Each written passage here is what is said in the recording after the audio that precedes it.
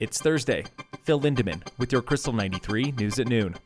Breckenridge manslaughter suspect Miles Tovar is most likely going to trial this December. After nearly 3 hours in court yesterday, Tovar basically confessed his innocence, but without making a formal plea. His attorney will most likely argue self-defense, saying that the man Tovar allegedly killed, Brendan Rye, was being aggressive.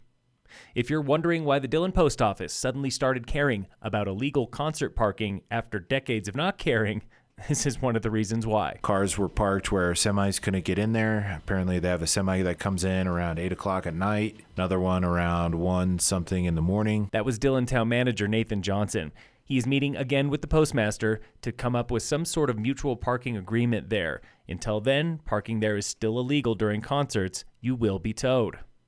Winter Park has rejected a new short-term rental fee. Sky High News reports the town could have made more than $800,000 per year from a $400 bedroom fee, but council fears that's not enough to fund its affordable housing program. A new wildfire with 2 names erupted late yesterday in southern Colorado, forcing dozens of residents to spend the night at shelters.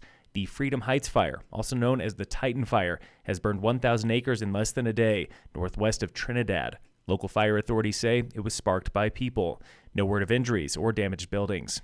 To the west, down south, near Durango, several other smaller fires erupted in recent dry, windy days, burning between 10 and 100 acres.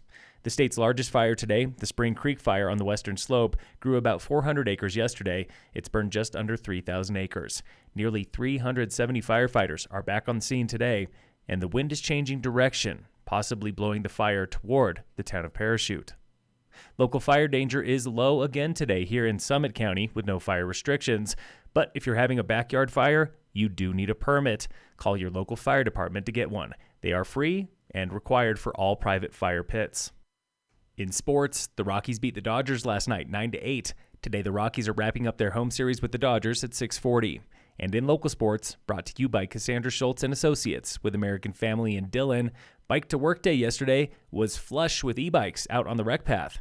Local bike mechanic Brian Fisher with Project Bike Tech is talking about the best ways to care for your new e-machine. Well, I think it's like any bike. You do your ABC checks. So check the air in the tires, check your brake, and check your chain. Those little maintenance things can go a long way when you're trying to get the most out of your bike. Industry trends show that e-bikes are still big business worldwide. One industry watchdog predicts sales of 40 million e-bikes by the end of this year, led by China.